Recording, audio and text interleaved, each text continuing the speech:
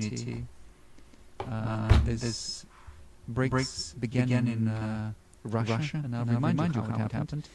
India, China, and Russia, we proposed to meet, and we said that we would be meeting on a regular basis.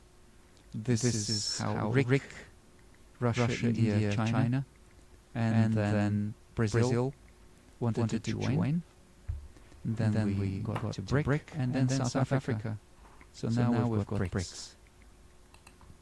And now we're coming to this expansion of members. I think this is very important. I think this tells us about the growth of to join this format, which does not force you to do anything. It's just a mechanism for looking for compromise. Questions which parties are interested to resolve. Algeria, are we going to accept them? Algeria has been our traditional friend in the Arab world, in North Africa, and we believe that this would be useful for the organization. But of course, we have to work through these matters with all members of BRICS, and do this with Algeria, and we have to create it in such a way so it doesn't create any additional problems, and just ways of resolving problems. Thank you.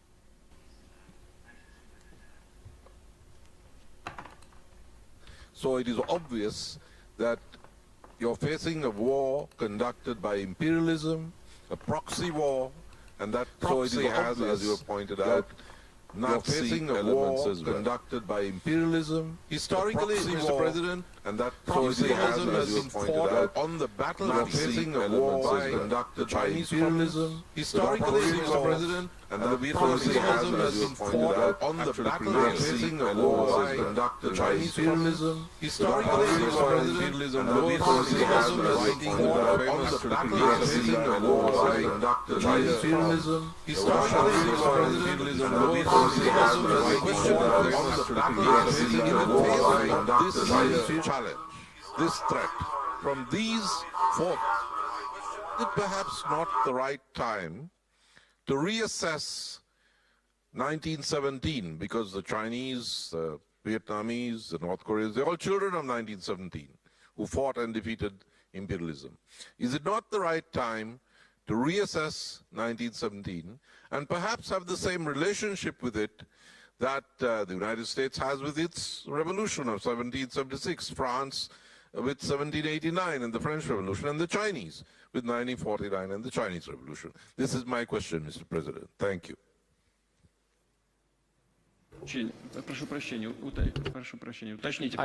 If I could just clarify, if you can just take the microphone again. So what do we have to... It was a very complicated question. Who needs to reevaluate? If I understood correctly, is this time to reevaluate the attitude to revolution and communists? You mean reevaluate? You mean the our history in 2017 and further? I'm sorry that I'm interpreting this, but why do we have to interpret when we have the author of the question? Imperialism and elements of fascism, and since in history those are fought and defeated by communists in China, North Korea, and Vietnam, and since the best text about imperialism was written by Lenin, is it the right time to perhaps be less critical about 1917 and restore it to a historical status, like the French Revolution, the American Revolution, and the Chinese Revolution.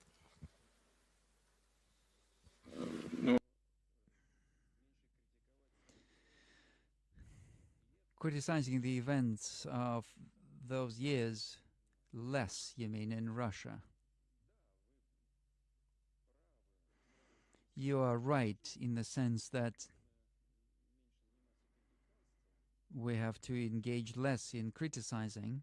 We have to engage more in this case, scientific analysis of what was happening then and what is happening now. You are right in this. The only thing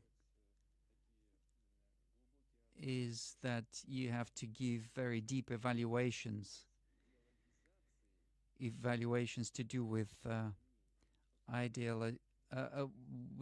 ideology. This is my own opinion. We need to give correct evaluation of ideology, of relationships between states and classes.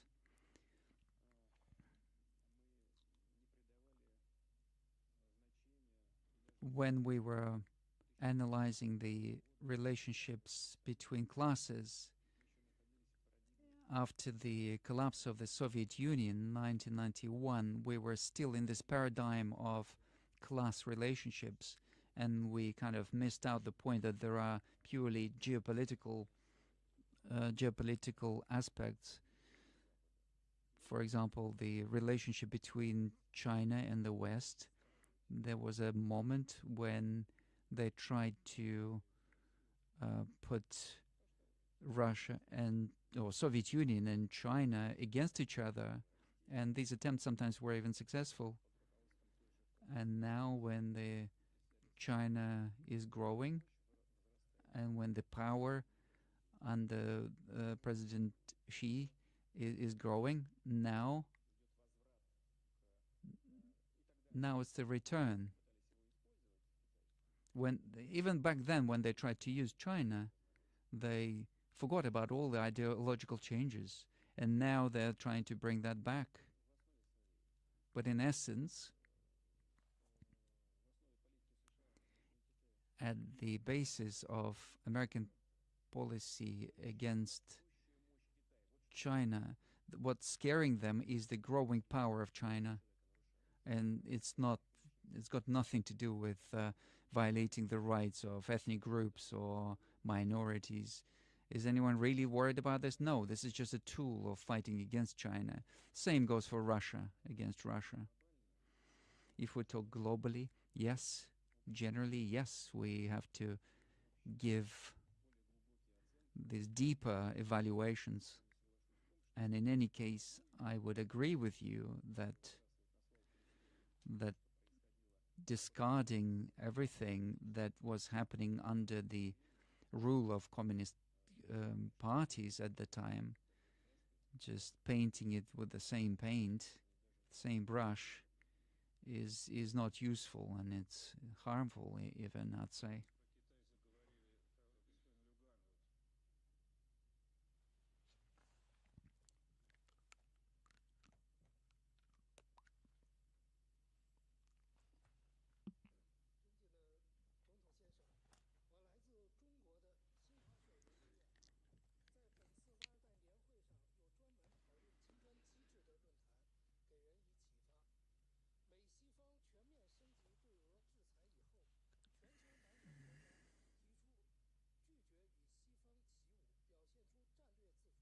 在8月举行的金砖峰会上，有6个国家加入了金砖合作机制。您认为在推动南方国家合作方面的重点是什么？中俄都是新兴发展中国家，可携手发挥什么样的作用？此外，俄罗斯在应对美西方持续的制裁方面将会有什么样的举措？ Mr. President,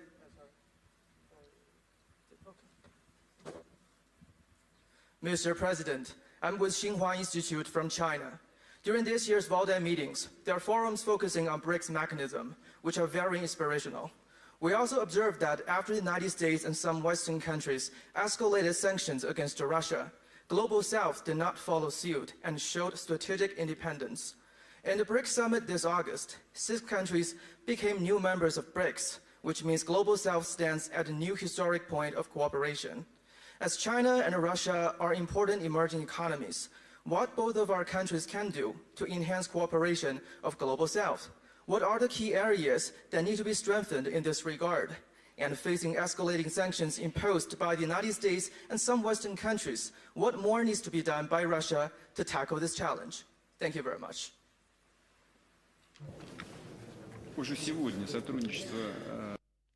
The cooperation of Russia and China today is a very important stabilizing factor, international factor. This is number one. Secondly, in order for this influence to grow, first of all, we need to look at keeping the pace of our economic growth. I mentioned already this year in Russia, economic growth, I don't know if I mentioned it or not, but I talked about certain aspects, but I repeat myself. The economic growth is going to be 2.8 to 3%. So close. Be strengthened in this regard. And facing escalating sanctions imposed by the United States and some Western countries, what more needs to be done by Russia to tackle this challenge? Thank you very much. That Russia currently has. This is a great. We have overcome completely the cooperation of Russia and China, and we are gaining pace. Is very important. Stabilizing. As far as I know, the growth is going to be 6.4%, and this is a great figure. This is number one. Secondly, whatever they say about the dropping in order pace for this influence to grow, Chinese growth. First of all, we need all of that is just talks, empty talks. We see that China is ensuring the pace of our economic growth. I mentioned already, China is this year one of the leading locomotives of the world economy. And in economic India, growth, same thing. I think it's 7.6% or not. Growth, but I talked about certain aspects. But global South countries, I repeat myself, are gaining momentum. The economic growth, and our objective is to ensure that the 2.8 to 3%. The second be strengthened in this regard, and facing escalating sanctions imposed by the United States and some Western countries, what more needs to be done by Russia to tackle this challenge? Thank you very much. That Russia currently has. Instigation we have overcome completely the cooperation that was the desired China and NATO is very important. Stabilizing done the growth is going to be 6.4%, and this is a great step. Is number one. Secondly, whatever they say about the drop in order pace for this influence to grow, Chinese growth. First of all, we need to expand our talks, cooperation with we see that China is we're not creating pace of our economic growth.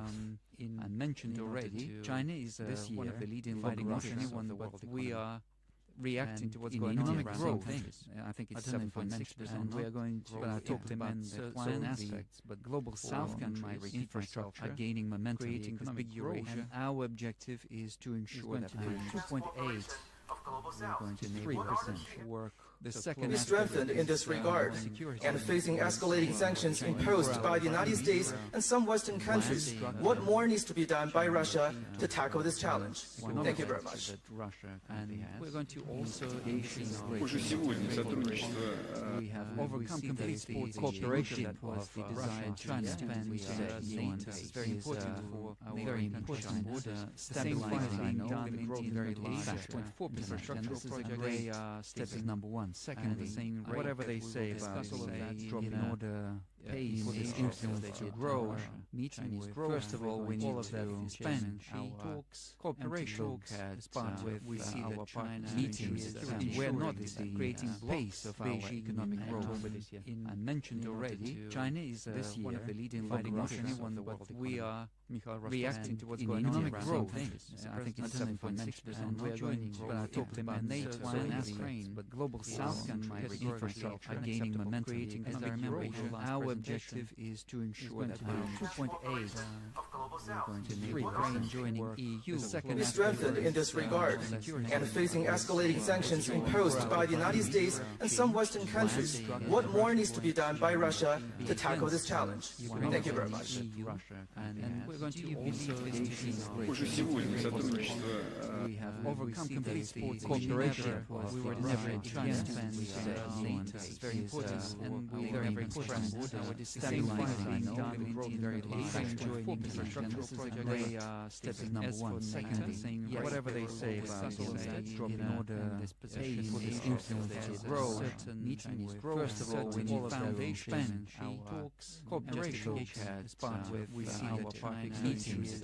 We're not creating pace to our economic growth. Very serious. I mentioned already. China is one of the leading fighting nations in the world. We are not just reacting to what's going on in political blocks. I think it's a military position. We're joining, but I talked about bringing the infrastructure, global South countries, infrastructure, gaining momentum.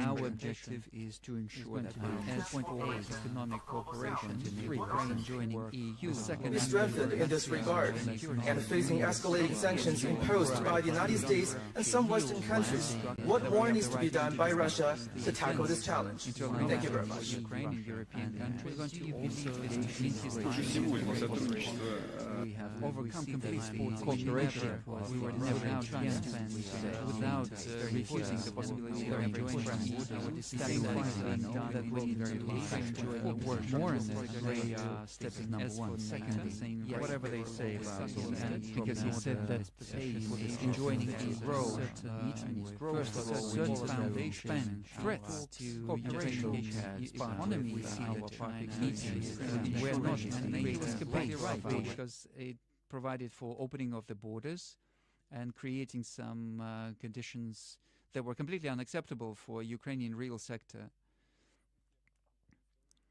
Opening of the Ukrainian market to these goods from EU would have been very damaging to the Ukrainian market. Energy structures of EU would have taken away any advantages from Ukraine. And if you just analyze what Yanukovych was saying, this was actually very founded, and using this as the pretext for a military coup was just criminal. And we see that Ukrainian economy cannot really exist without external support. Situation today is very different. Everything is quite balanced overall. We see that the budget is balanced, macroeconomic figures balanced. Why? Because they've got 4 or 5 billion coming into Ukraine every month through grants, through loans, and so on. If you just stop that, a week later everything will stop. As the same goes for defense, the system of defense. If they stop supplies tomorrow, then they've got about a week to live. Until the munitions are exhausted, and they're even exhausted in the West as well. So Ukrainians are spending about 5,000.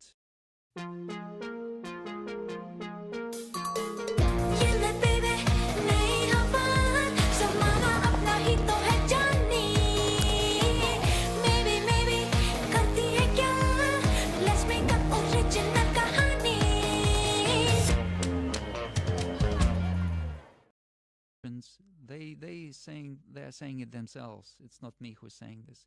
They have done everything for this.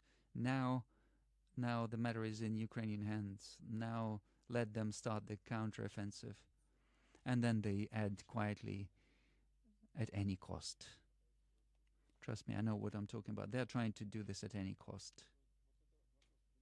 So this is the question of demilitarization of Ukraine. So Ukraine is trying to produce something, but they're not managing very much. Even these drones, UAVs, and also the autonomous vessels in the sea, all of that is done with Western advisors. If EU is ready to accept such economy into their rank, that's fine. But in order to support the population, which now reduced from 41 million in Soviet times to maybe 19 million that is now there, you need to still feed them. This is not an easy task. European countries, are they prepared to accept such economy? We've never been against this. We've never been against before or now. But I already said what's going on within European economy itself.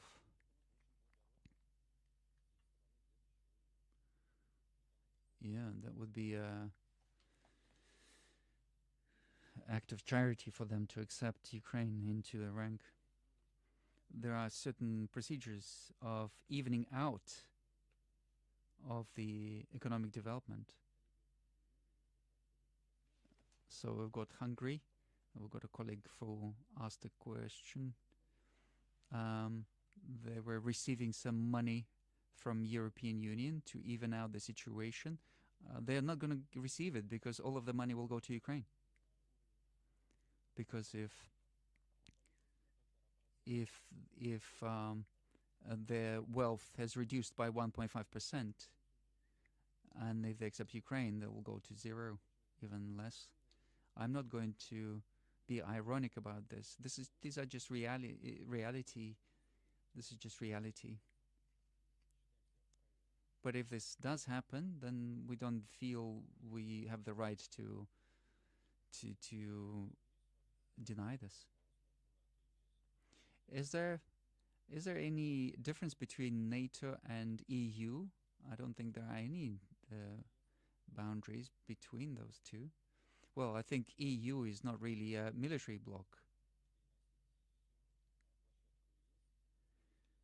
Why do you need to move everything to the EU platform if they have a NATO? They are making decisions within that framework. NATO, first of all, is a tool of foreign policy of the US. They've instigated that hot phase of the conflict in Ukraine. They have forced the satellites to apply sanctions. They agreed to all these measures, and then US have used the situation in the field of economics. They've imposed their energy, expensive energy. They have taken some decisions to increase the attractiveness of their own economy and markets. This is just a fact. Many industrial companies in Europe and Germany are taking this decision to move to the US. So this is the end result of all this chain of events. I know, and I'm confident that a lot of people don't like this. A lot of people understand this, but they can't do anything about it. And today's elites are not prepared to fight for their own interests. They're just not, they can't do that because they are too dependent in terms of economy. And you can understand them. So I'm confident that slowly everything is going to even out. I think even the US is making a colossal strategic mistake. I said this at many events. They're putting pressure on their allies, But then these questions come up. Our colleague from Germany said that we've got these ultra-right groups rising because nobody is protecting the rights of your people. Nobody else is protecting the rights of you. These are obvious things. So somebody had to come up and protect the rights. So we'll see how this is going to pan out. Even though if Ukrainians want to enter EU and EU wants to accept them, fine.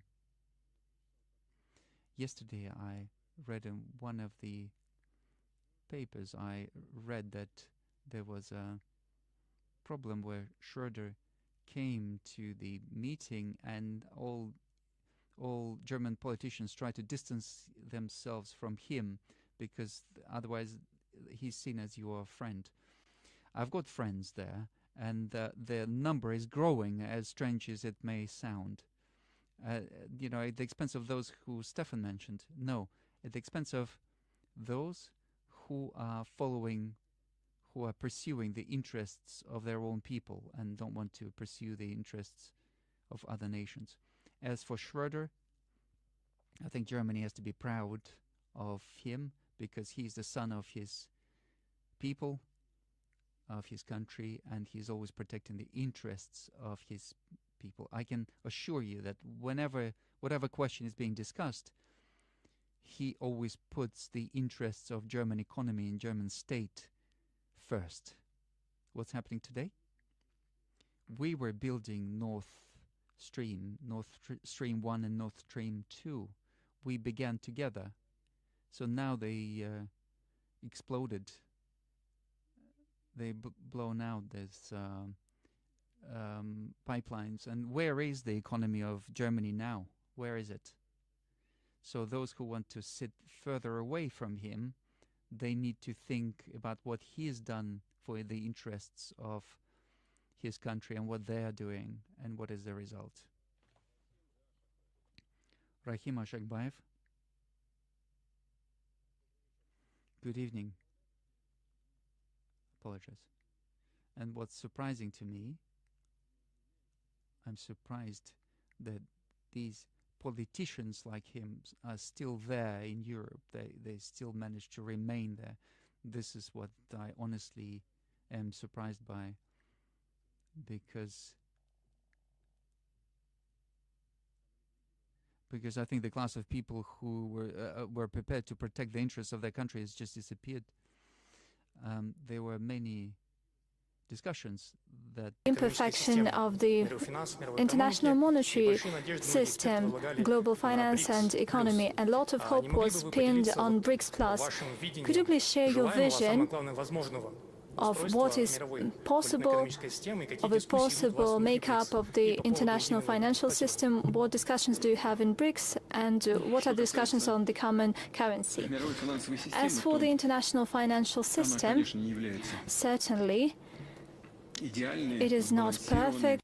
It is, of course, ideal and balanced and represents the interests of majority of participants. I talked about this, and I'll say that again. At the Russia-Africa summit, the colleagues said that our African friends mentioned that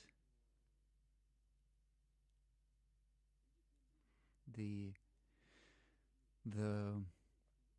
debt burden of $1 trillion is such that it's an impossibility to pay off those debts.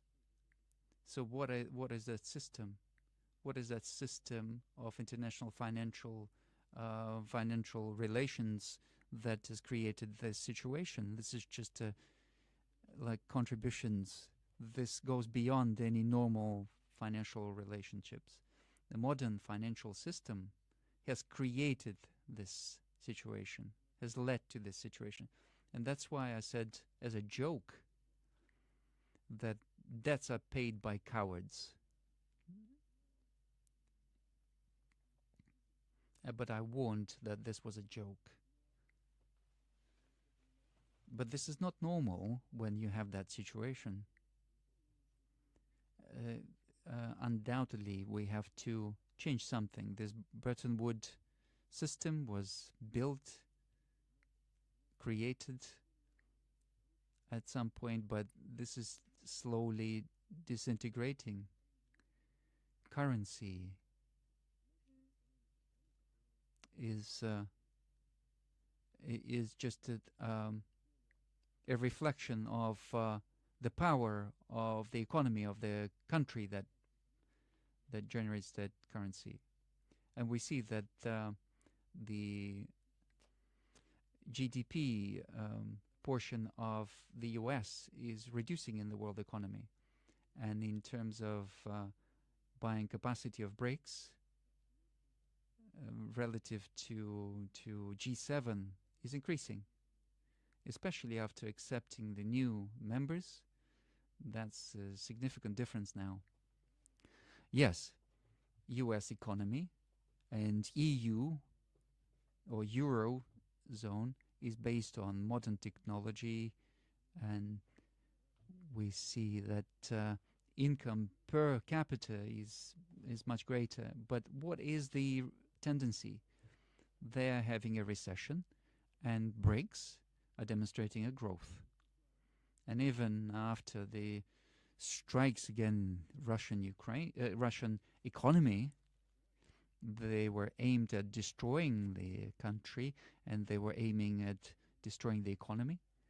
Not only did we overcome this situation, but we even are demonstrating a surplus. So we've got unemployment, 3%. Debts are reducing.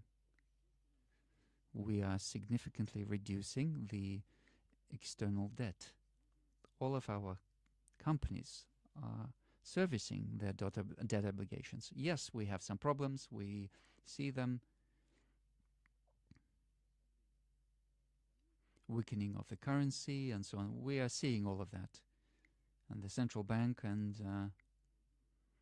the government is reacting to all of that. And I'm sure that these steps are correct, and then we will have good results. But as for BRICS, instead of creating a single currency, we have to create a system of settlements, and we have to create a financial logistics. Financial logistics in order to ensure transactions between our countries. And we have to move on to settlements in national currencies, understanding what's going on with our currencies. We have to take into account macroeconomic aspects. We have to take into account currency exchange, inflation process. This is not a simple situation, but it's resolvable, and we need to work on this. We were discussing this with our experts, and we were discussing the possibility of creating, in theory, a single currency. And that's possible in theory. But in order to come to that at some point, we have to achieve a certain parity in terms of economy development. But this is a prospect that is far removed.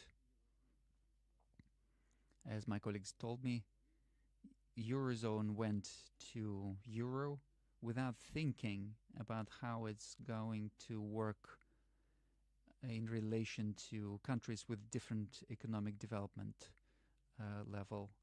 And now they have problems. And why do this? So we're not even discussing this. However, perfecting the system, perfecting the world financial system and relationships within BRICS, this is something that we're going to work on. Mr. President, we've been working for 3 hours. Are we boring you? No. Oh, I can't say that. But I think maybe it's time to round up the discussion.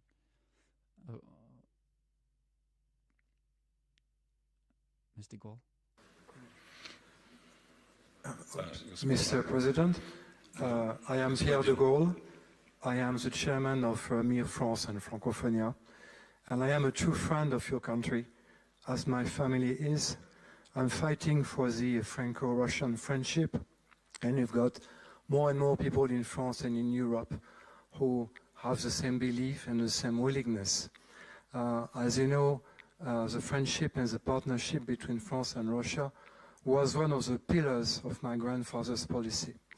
And I want to rebuild and I want to restore the France of my grandfather, a France made of fundamental values like faith, like patriotism, like family, and like a true, let's say, spiritual responsibility which has completely gone in the Occidental world. I believe that those fundamental values are essential to build peace and comprehension amongst people. And because of this, I think that the conflict in Ukraine is an ideological conflict, that it is even a conflict of civilization, because on one side, you've got the Occidental world, which has lost its soul, which has lost everything for ego, for short-term satisfaction, pleasure, and a short-term view on everything. The sacred has gone, and history has shown that those civilizations cannot survive. On the other side, you've got the multipolar world led by Russia, led by China, India, African countries, Arabic countries, and South American countries. Those people, those nations are willing to fight for their own traditional values and their fundamental values. So to me, Mr. President, this conflict is ideological, and that's why I think that it will last and expand. What is your view on this?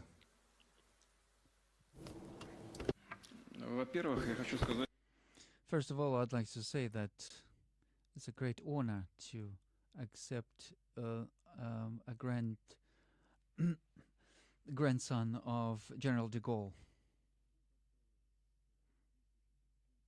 With the acting president, we touched upon several subjects, and I'd like to maybe bring that up here. It's not a secret.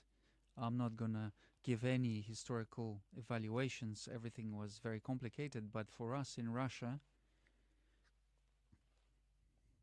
despite the difference in rank, the hero is the General de Gaulle and not Marshal Pétain, because he embodied the desire for the nation, for independence and honor and pride. Yes, now the situation is different. The head of,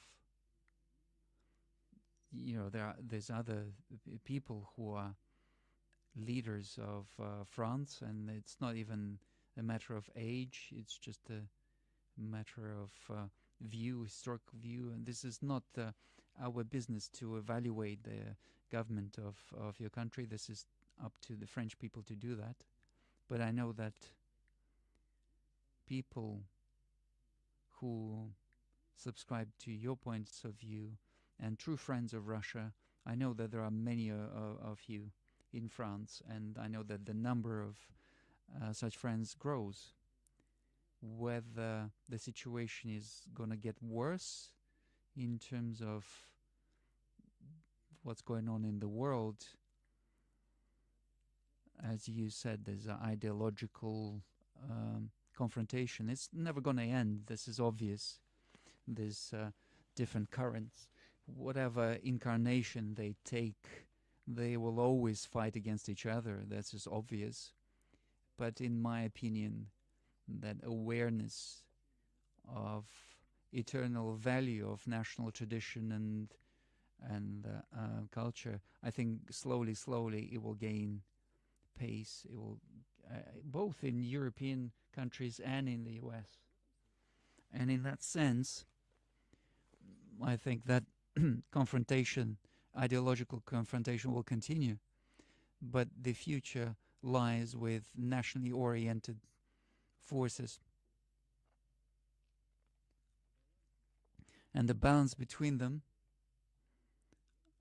has to be achieved, as I said in my presentation, through looking for compromises between civilizations. Dear friends, dear colleagues, very quick questions because the time is running out. Very quick questions, please. Very quick questions, please. If you can try briefly. I will try. Konstantin Starish from Moldova, from parliamentary opposition. I've got this question that sooner or later this conflict is going to end, and there will be some restructuring of relationships between Russia and the West. I'm speaking very egoistically because when there's a confrontation like this, there's always a lot of turbulence in countries like Moldova.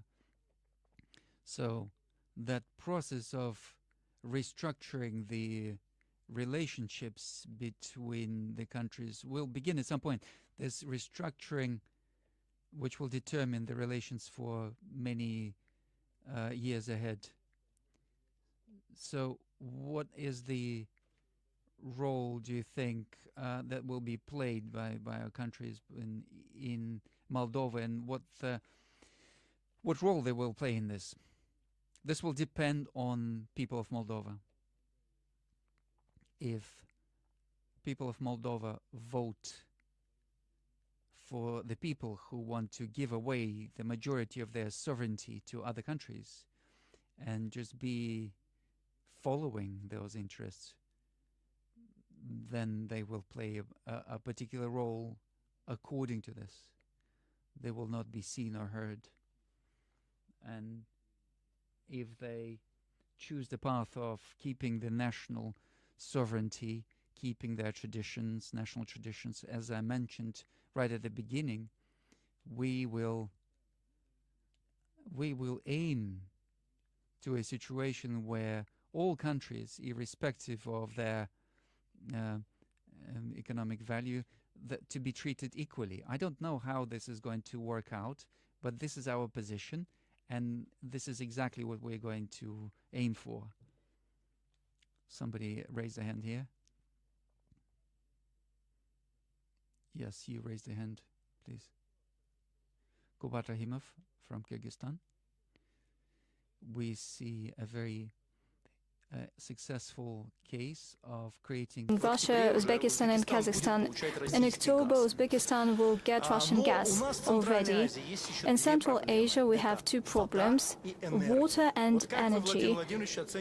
What's your take on the prospect of establishing a water and energy union where Russia would be an active participant and a moderator in order to avoid social instability and even armed conflicts? Thank you. When it comes to energy and energy supplies, we have never supplied gas from Russia to Central Asia. During the Soviet, it was all different, and Central Asia was supplying gas through two pipelines. But now, due to the growth, Diwali gift के लिए thank you जी। और क्या ये है 5G? Pankaj ji, भाभी जी, Xiaomi का 5G phone, इसके बेहतरीन कैमरे से फोटो की क्वालिटी बढ़ जाएगी, 5G से शेयर करने की स्पीड, और इसके आकर्षक डिजाइन से भाभी जी का स्वैग। और एक चीज कम हो जाएगी। क्या? प्राइस। इस दिवाली बनो दिल से smart. Diwali with me, tech से स्मार्ट, दिल से smart. -21 and -24, nobody had seen that before, and this is just incredible. But this did happen, and this may happen again. And we were asked to think about starting supplies of Russian gas to these countries. Without this supply, it would be difficult. So we worked on this together, and our friends from Kazakhstan got busy and created a plan of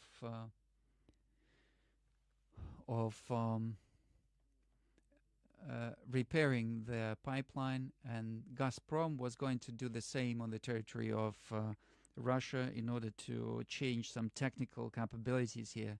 I'd like to reiterate that in Soviet times the gas was flowing in one direction, and now we need to send it the opposite direction.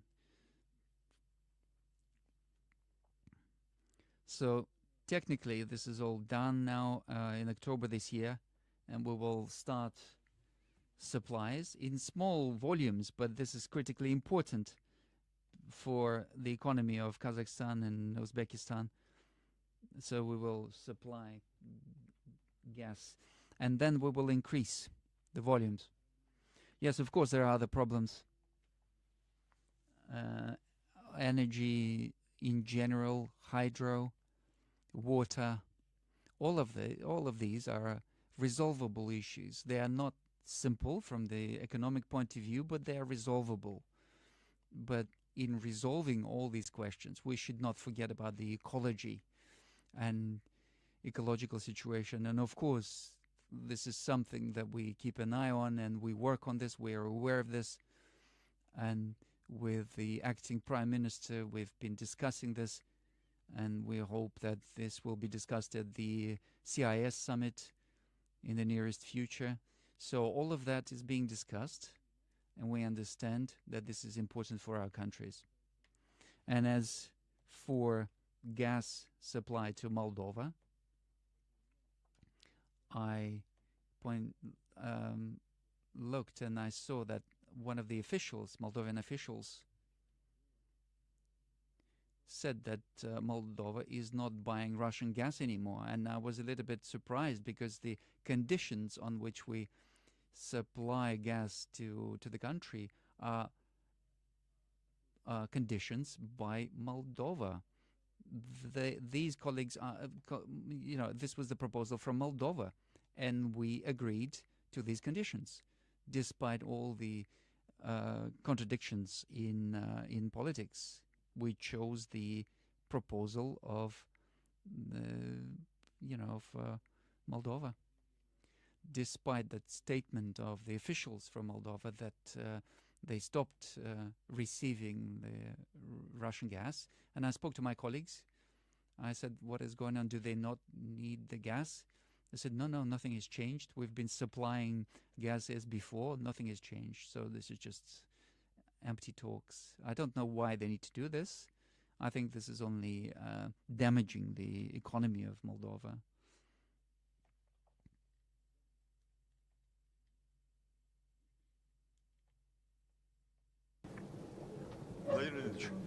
Petr Stolypin addressing the revolters said, you need a great Russia, then you need a great turbulence. And great turbulence did indeed befall in Russia. Last time, the turbulence came in 1991. Today, Russia is moving from the great turbulence to great troubles to a great Russia.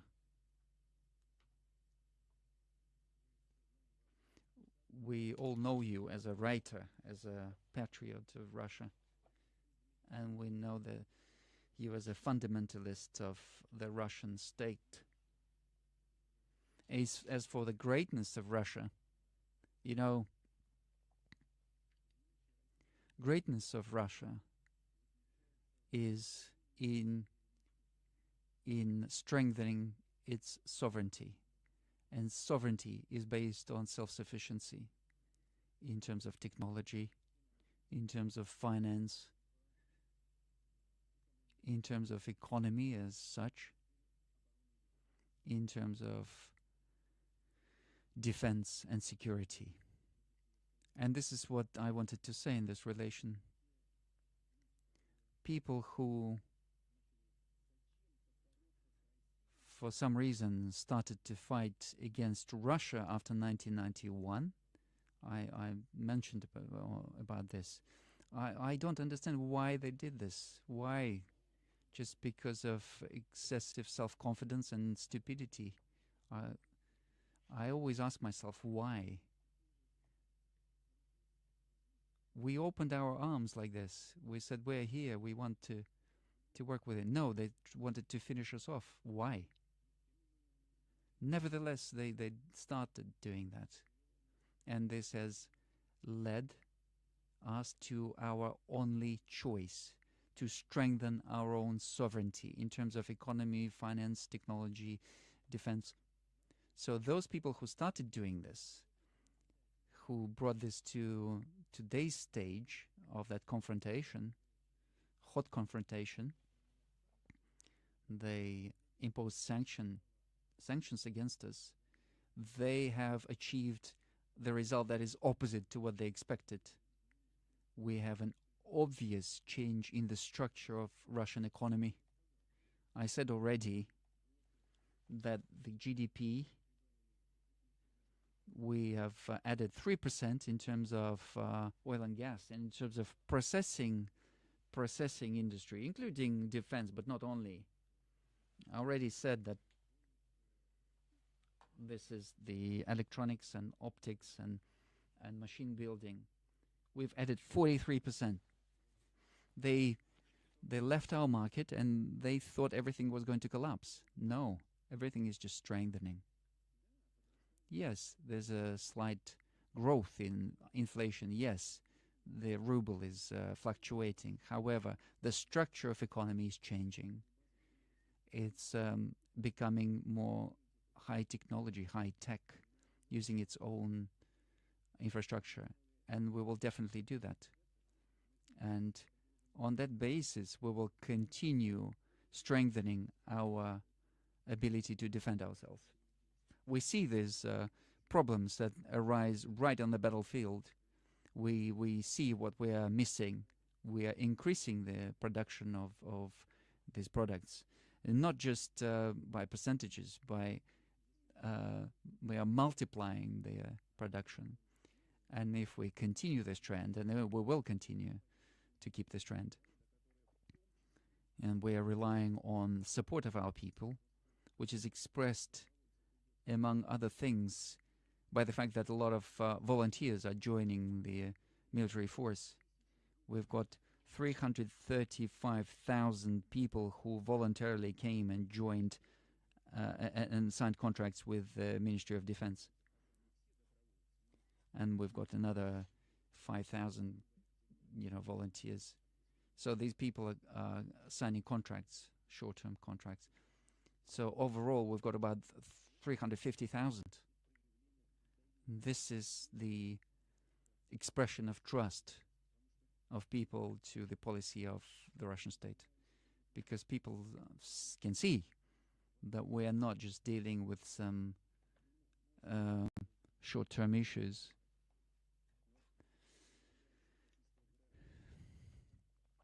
Not everything is done the way we want, but the majority of our people can see that everything we're doing is to strengthen our state. There are many components. However, the overall trend is quite obvious. We've got a positive right trend, and our objective is to keep that trend. Thank you. I just wanted to interject here, since you mentioned the volunteers. Over the last year, among other things, we had a very romantic attempt of military. I thought you were going to finish on the positive note. Well, this is a positive question. Do we know now how to deal with private military companies? This was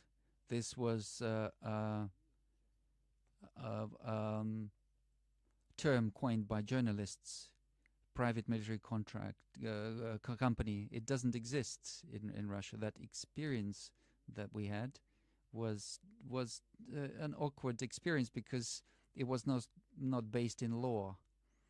And when the Ministry of Defense proposed to the part of that company to come and participate in the military action, I did not go against this, because we saw that these people were volunteers and they fought heroically. But in the interests of the heads of this company and the fighters, not everyone was gaining billions of dollars from supplies from the contract. But I'm not going to go into this. But I have a single opinion on this in Russia. whether we need such formations or not. But at the moment, I can tell you exactly that several thousand fighters of this company signed a contract with Ministry of Defense, and they want to participate in military action, and they will. Secondly, they are doing it on the basis of individual contracts, which did not exist before. This was a big mistake. This did not guarantee any social protection. So if there's no contract, then there's no protection by the state. We can't really hide this. They were given cash. So what does it mean, cash? This was partly my fault because I couldn't even imagine how can you trace this? Who's received cash, who hasn't received cash? This is a big question. So if we're doing this, then we have to be doing this on the basis of the law. But this is not a simple question. It's not a simple process. It's complex, and we just think about this and we discuss this. But from the point of view, we have these companies in many countries, and they are successful, and they're working abroad, first of all, and we know about this. Whether we need them or not, we will think about it. At the moment, we see what's going on at the contact line. We see Russian military is feeling very confident. In many directions, they are moving. We see that on 12 sectors they have made progress. Maybe we're not fundamentally looking at this, but we're saying that in 12 sectors they've moved 200, 300, and some areas even 1,600 meters in the depth. So they're improving their position on the battlefield. So these are tactical things, but they have a certain significance. So we need. Do we need private military companies? We need people who will be defending the interests of our country, and these people exist among the ranks of those who are in these companies.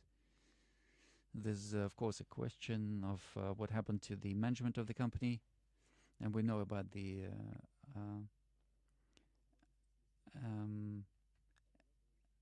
this aviation incident or catastrophe, and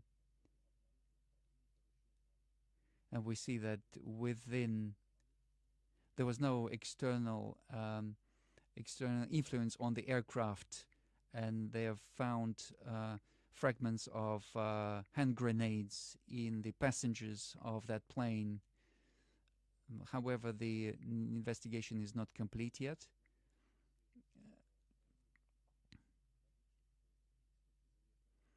So the forensics have not tried to detect alcohol or drugs in the blood of the passengers. We know that there are certain events where they've discovered 5 kg of cocaine and lots of cash in St. Petersburg. But I'd like to tell you straight away that I asked of the chief investigator, I've asked this question, he said that I can state that publicly. So these are things. Okay. So that we don't end on this, maybe some other question. Margarita Simonyan. Maybe we could give the floor to for okay. You talked about Karabakh as ethnic Armenian. I tell you that all the normal Armenians understand it perfectly well. They understand that Pashinyan was led to power in order to surrender Karabakh and to raise the questions as quoted by our host, questions in the European politicians. Armenians know that there would be no Armenia without Russia. Exist if it wasn't for Russians. So like Griboyedov in his time, So our Hungarian friend did not want to ask a question about Odessa, and I think Odessa is a Russian city. And my question is, where do you want us to stop in Ukraine? The first part of what you said, I cannot agree with you that Pashinyan was brought to power from outside in order to give away Karabakh. I think this was the choice of Armenian people. Yes, you can have a different attitude to election process, but this is the fact. So I disagree with you on this, number one. Second, I also disagree when you say that he tried to give away Karabakh, and I spoke to him at the beginning and then in 2020. And let's remember that when he came to power, he said that Karabakh is part of Armenia. And before him, nobody ever said that. However, of course, his position has drastically changed. Why this happened, this is not a question for me.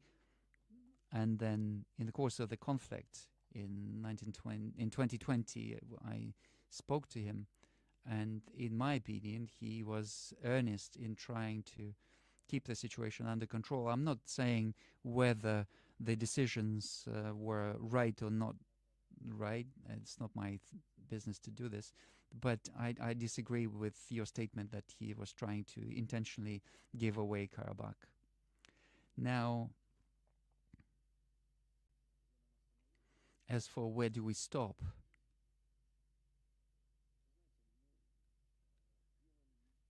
You know, it's not about territory.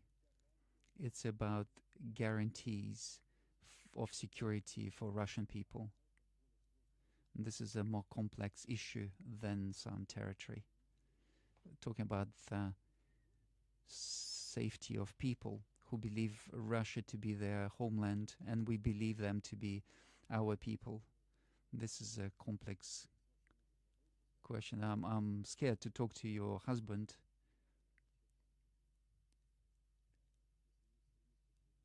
He is not an extremist, but he's got this very strong opinions. But we will discuss with you further on this, please.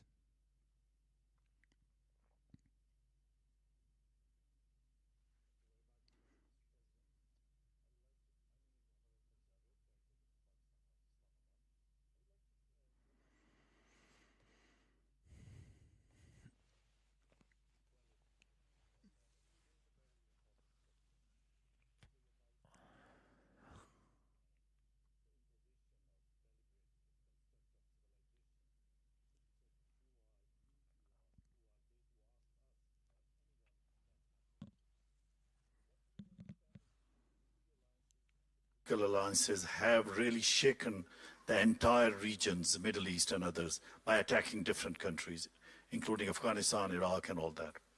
Now, there is a big issue that we consider that if there is a multipolarity or multipolar world, it has to come from the economic orientation. Like you mentioned about the energy, that you will look into the competing markets. If Europe failed to provide less prices to the population, and that again is a crime against their own customers. So I would like to ask you, is it possible by any chance that during all the crises there is an opportunity for Russia, especially, to create this, to follow this new economic world order? Because I consider as a political science student that this is about new economic world order.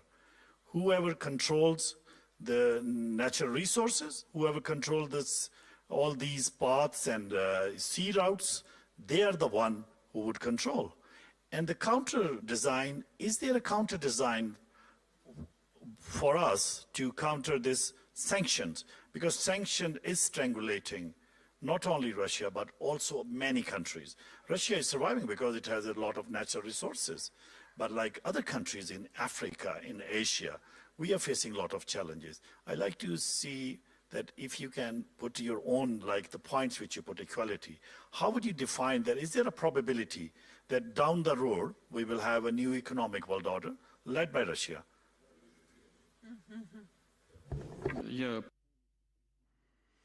I completely agree with what you've just said. This is exactly so. The future world order will undoubtedly be based upon the future economic and monetary system, and it has to be more balanced, and it has to reflect the interests of majority of participants, and whether there are prospects of whether this is going to happen or not. This is a huge question. This depends on the actions of our opponents. They are trying to hold on to their privileges at any cost. The Western experts are saying that Bretton Woods system is obsolete. It leads to these ugly situations of great indebtedness of developing countries, and this total domination of dollar in the world system will be removed, and this is just a question of time. This is already happening.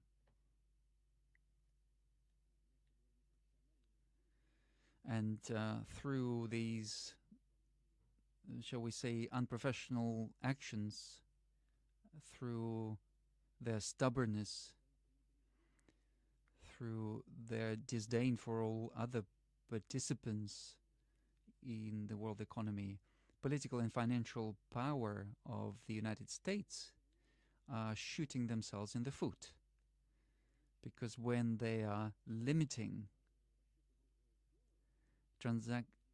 transactions in dollars, what are we to do?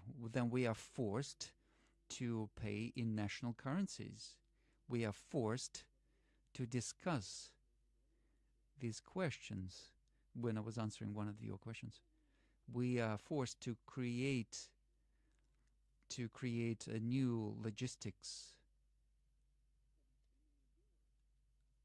for settlements, and therefore the area where dollar is applied is naturally shrinking. United States is a huge economy, huge country. There's no doubt about this.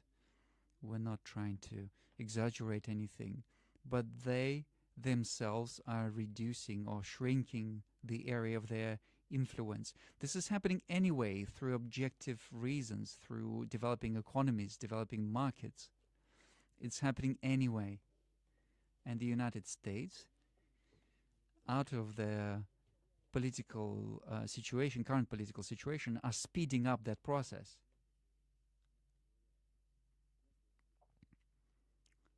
There's an expression that this is even worse than the crime. It's a mistake. So in this case, this is what it is.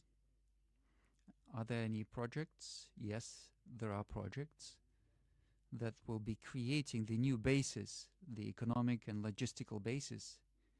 We've got Chairman Xi, who is proposing one of those projects, One Way, or One Belt, One Way, One Belt.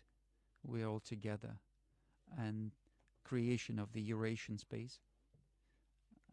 And if we also bring in BRICS and other countries, this is what we call joint work, and Pakistan is also participating in this. We are working together in finding a solution.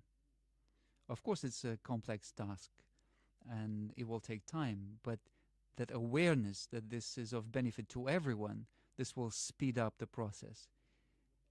And in this sense, the strengthening of multipolar world is inevitable. Thank you very much. Thank you very much, Vladimir Vladimirovich.